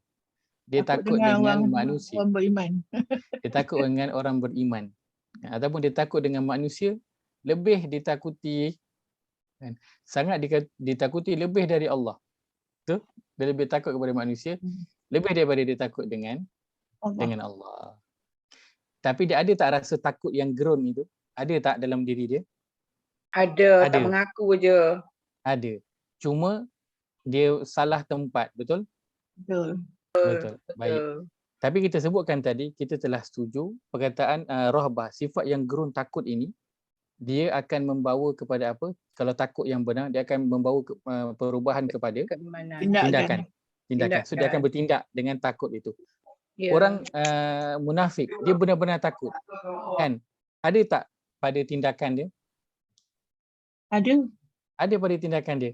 Iaitulah dia takut kepada orang, takut kepada manusia. Ayat ni dicerita takut kepada orang beriman. So itu tindakan dia. Dia betul-betul takut rahbah. Jadi tindakan dia apa? Dia takut kepada orang. Dia takut kepada orang beriman. Jadi ada tak tindakan? Ada tindakan. Sifat takut tu ada. Daripada takut tu terjelma dah tindakan. Betul dah. Cuma salah channel. Dia salah channel. Itu sahaja. Takut tu dah betul-betul takut. Cantik dah. Ada tindakan daripada takut yang betul-betul tu. Cantik dah. Tapi salah channel. Maka orang beriman, dia betul-betul takut. Tapi takut dia itu kepada Allah SWT. Dan kita sebutkan tadi, takut itu sepatut membawa kepada tindakan. Maka sebab itu orang munafik, kenapa dia sanggup bermuka-muka depan Nabi dan juga orang beriman? Sebab takut. Kan? Apa yang dia takut? Dia takut dia apa tu? Dengan dia terjejas. Kepentingan dia terjejas. Itu yang dia takut. Kepentingan diri dia orang. Maka kerana takutkan itu yang buatkan dia jadi bermuka-muka dengan orang beriman. Dia bermuka-muka dengan orang Yahudi. Tak kisah siapa. Semua orang dia bermuka-muka. Kenapa? Ada kepentingan dia nak jaga. Dia takut kepentingan itu terjejas. Kan? Dengan orang beriman, dia takut apa? Dia takut nanti mungkin hartanya itu akan dirampas. Ahli keluarga dia mungkin akan ditawan. Dia tu sendiri mungkin akan ditawan. Maka dia takut perkara itu terjadi. Kan? Jadi dia pun bermuka-muka lah. Itu tindakan dia. Tapi dia datang daripada sifat rahbah. Sifat takut. Sedangkan Allah nak tunjukkan juga betapa teruknya lah orang munafik ini. Kan dia orang munafik ni Islam ke tak Islam? Dia dah Islam dah. Islam. Kan? Tetapi iman dia itu yang tidak tepat. Dan Allah nak tunjukkan betapa buruknya sifat munafik ataupun orang munafik ini. Hingga kan pada ayat yang ke-16 itu, ayat 16 bawah sekali itu, Allah sebutkan tentang siapa? Kamathali syaitan. Allah cerita tentang syaitan. Idh qala al-insanu kfur. Yang berkata kepada manusia, berlaku kufurlah engkau. Maksudnya degillah, tak payah dengar cakap Allah ni, tak payah patuh kepada perintah Allah. Dia cakap kat manusia. Falamma kafar, maka tak kala manusia itu engkar dengan cakap syaitan. Iaitulah dengan melanggar perintah Allah. Maka apa syaitan cakap? Qala inni bari'um minka. Sungguhnya aku berlepas diri daripada engkau. Inni akhafullah. Sesungguhnya aku takut kepada Allah. Dia betapa buruknya orang munafik. Syaitan pun takut dekat Allah. Syaitan pun takut pada Allah. Dia takut dengan manusia. Dia tak takut dengan Allah. Maka betapa buruknya lah perangai orang munafik ini. Dan dia orang Islam tak? Dia orang Islam. Maka itu juga menjadi kebimbangan kita kerana kita orang Islam dah sama dah dengan orang munafik. Kan? Cuma kita bimbang kan, sifat munafik itu Allah kan, ada pada diri kita. Kan? Maka sebab itu syaitan, seburuk syaitan pun dia apa? Akhafullah. Dia takut kepada Allah. Syaitan yang kita duduk kutuk tu, kita duduk keji tu, kan? Kita duduk salahkan tu, dia pun kata dia takut kepada Allah. maka betapalah manusia yang dia tak takutkan Allah. Dia tak kata saya tak takut Allah, tetapi tindakan dia itu menunjukkan dia tak takut kepada Allah. Kerana orang yang takut kepada Allah, tindakannya itu akan dijaga. Tak akan buat dosa dan juga kesalahan. Kenapa dia tak buat? Kerana dia takut kepada Allah. Baik. Ustaz, Ya saya. ayat ni yang bi'annahum qaumul la yafqahun tu, kaum yang tidak mengerti. Apa yang dia tak mengerti tu Ustaz maksudnya? Baik. La yafqahun. Terjemah letakkan kerana mereka ialah kaum yang tidak mengerti. Dalam kurungan letakkan akan kekuasaan Allah dan kebesarannya. Baik. Ini juga kita sebutkan, kita telah sebutkan ketika mana perbincangan ayat ini. Baik. Apakah yang kita sebutkan? Kita sebutkan ialah dalam Quran kita ada dengar perkataan la ya'lamun, kan? La ya'lamun. Kamu tidak mengetahui. Kamu tak mengetahui. Kita ada perkataan la ya'qilun. Tidak yakin. Ni kat sini ada qaumul la ya'qilun. Bawah tu. Dan kita ada la Tidak berakal. yafqahun di sini. La yafqahun. Baik. Okey. Maka apa beza la ya'lamun, la ya'qilun, la yafqahun? Baik. La ya'lamun adalah terjemah letakkan kamu tidak mengetahui. Maksudnya dia tidak ada apa? Dia tidak ada ilmu. Tidak ada ilmu. La ya'qilun, kamu tidak berakal. Maksudnya ilmu itu dia ada tetapi dia tidak proses. Dia tidak proses hingga dia hanya setakat satu fakta yang diketahui, itu sahaja. Dia tak proses fakta itu hingga dia boleh kaitkan dengan diri dia hingga dia kata oh patutlah Allah cakap macam ni. Itu la ya'qilun. Ilmu Dia tak analyze Ustaz. Dia tak analyze, betul. Okay. Dia hanya setakat fakta je. Saya tahu orang munafik dia takut kepada Nabi, itu je dia tahu. So dia tak ya'qilun, dia tak fikir. Orang takut Nabi itu maksudnya manusia. Seorang munafik lebih takut kepada manusia lebih daripada dia takut kepada Allah. Kenapa dia takut kepada manusia? Oh, kerana manusia dia boleh nampak, Allah tak boleh nampak. Oh, maka keimanan dia dengan yang perkara yang gaib itu kurang. Sebab itu orang bertakwa, ciri pertama dia Allah sebutkan allazina yu'minuna bil ghaib, mereka beriman, percaya betul-betul kepada yang gaib. Jadi orang munafik dia hanya cakap dia beriman kepada Allah di Islam, tapi dia tak betul-betul percaya iman kepada Allah itu. Maka dia analyze data yang dia ada itu. So tu ya'qilun. Yafqahun ialah dia ada ilmu, dan ilmu itu pula adalah ilmu yang mendalam. Dia bukan ilmu yang biasa. Kan, dia bukan ilmu diploma, dia bukan ilmu degree, dia atas, dia master, dia atas lagi PhD. Dia atas lagi, dia ada beberapa PhD. Itu yafqahun. Sebab itu doa kan kalau untuk bayi itu kan, Allahumma apa? Faqihhu fid din kan. Okay, selalu kita doakan, ya Allah berikanlah dia kefahaman tentang agama. Tapi dia bukan kefahaman saja, dia kefahaman yang mendalam. Kefahaman yang mendalam itu masuk faqih. Masuk faqih, kefahaman yang mendalam. Sebab itu kita guna perkataan fiqh kan. Sebab tu fiqh dia kalau nak tahu tentang hukum hakam, nama dia fiqh. So nak keluar hukum, berapa banyak perkara yang kita kena tahu, satu dua je ke? Banyak kan. Kena tahu hadis, kena tahu Quran, kena tahu sebab turun ayat Quran, sebab turun hadis, kena tahu suasana ketika itu, suasana ketika disebutkan, banyak yang latar belakang yang nak kena tahu bila kita cerita tentang hukum. Itu dia adalah apa? Bahagian fiqh. So dia perlu kepada kefahaman yang mendalam. Maka sebab itu kat sini dia letakkan la yafqahun, kaum yang tidak mengerti, dia tak letak mengetahui kan, ataupun selain daripada itu, tapi dia letakkan tidak mengerti. Dia tak letak la yafhamun ke tidak faham, tapi dia ada ilmu tapi ilmu tu tidak mendalam. Maksud ilmu tu yang tak mendalam ialah dia tak benar-benar faham tentang sesuatu itu. Baik, kefahaman yang mendalam itu nanti akhirnya akan bawa beza kepada apa?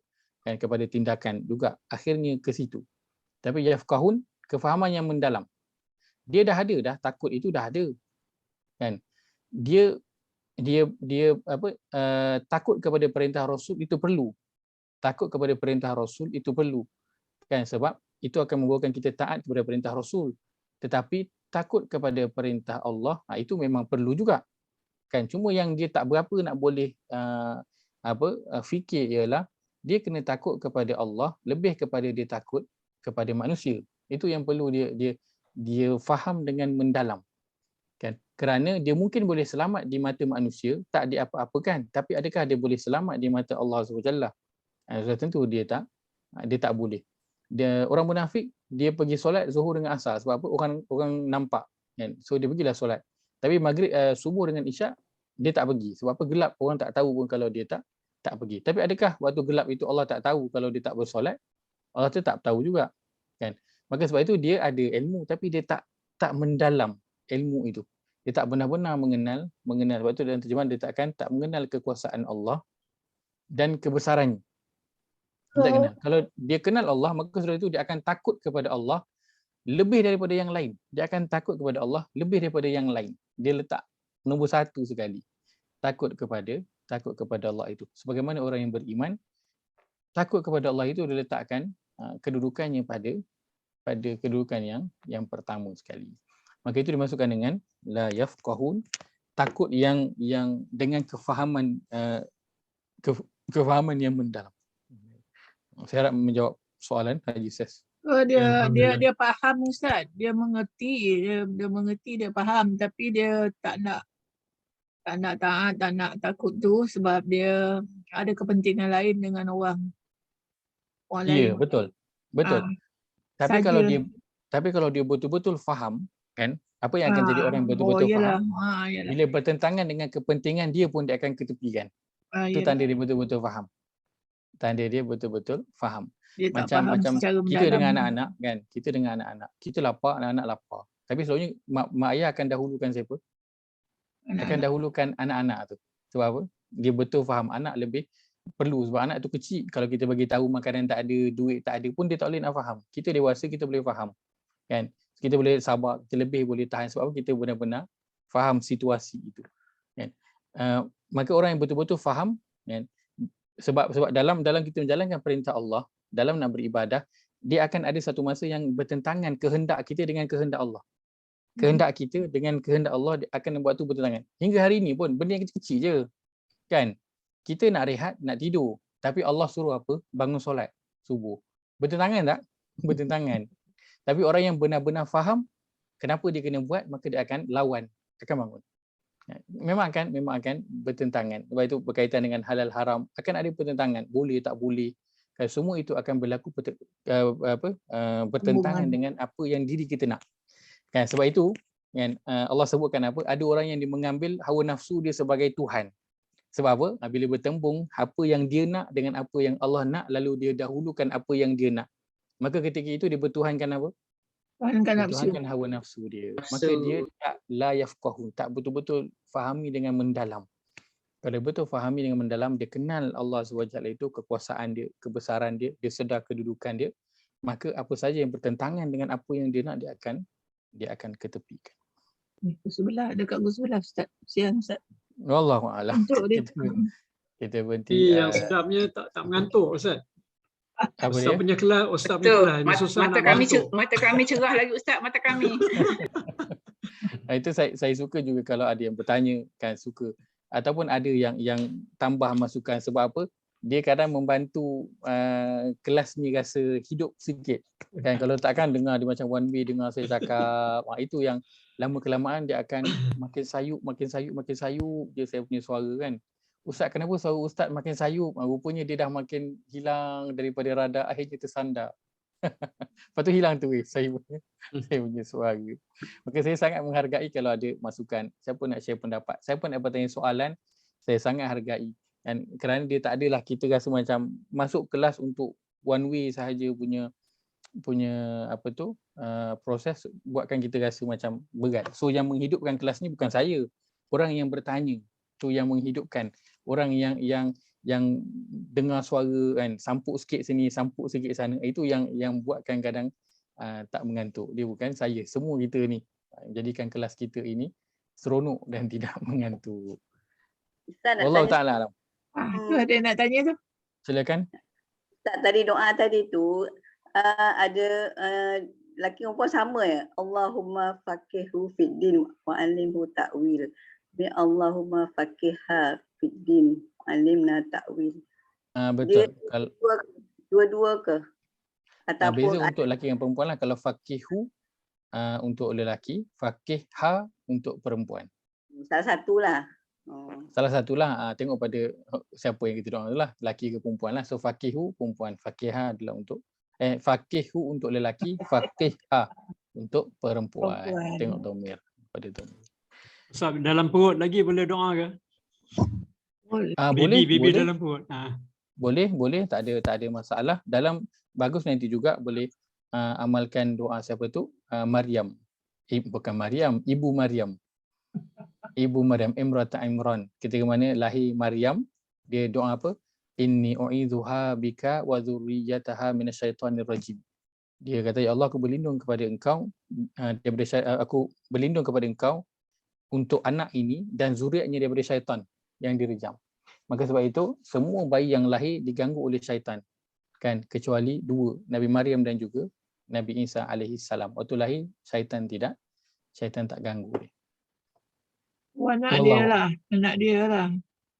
Anak dia lah, Maryam dan juga Nabi Keturunan Isa dia. dan juga zuriat keturunan dia. Maka boleh kita nak, kalau kita nak amalkan, insya-Allah. Kerana bayi itu bagus dalam kandungan, selalu berinteraksi dengan dia, itu bagus. Sebab tu dalam Quran Allah sebut dalam surah Al-Isra, surah 17 ayat 36, wa ja'ala lakumus sam'a wal absara wal afidah. Kamu itu, wallahu akhrajakum min butuni ummahatikum la ta'lamuna syai'a. Allah keluarkan kamu daripada perut ibu kamu dalam keadaan kamu tak tahu apa-apa pun, dan dia menjadikan untuk kamu pendengaran, penglihatan dan juga hati. Maka kajian buat pertama sekali anggota badan yang ada berfungsi ialah pendengaran yang berfungsi sebelum penglihatan. Maka bayi dalam perut dia boleh mendengar, selalu berinteraksi dengan dia, bacakan doa selalu untuk dia, insya-Allah. Wallahu ta'ala alam. Kita berhenti setakat itu, insya-Allah kita sambung pada minggu hadapan. Saya mohon maaf jika ada tersalah kata, terkasar bahasa. Aqulu qawli hadza wa astaghfirullahal azim li wa lakum. Allahumma ij'al hadza jama'ana jam'an marhuma wa tafarruqana min ba'dihi tafarruqan ma'suma. Allahumma inna na'udzubika min ilmin la yanfa', min qalbin la yakhsha', min nafsin la tashba', min da'watin la yustajabu laha. ربنا اغفر لنا ولإخواننا الذين سبقونا بالإيمان ولا تجعل في قلوبنا غلا للذين آمنوا ربنا إنك رؤوف رحيم. ربنا آتنا في الدنيا حسنة وفي الآخرة حسنة وقنا عذاب النار. وصلى الله على نبينا محمد وعلى آله وصحبه أجمعين.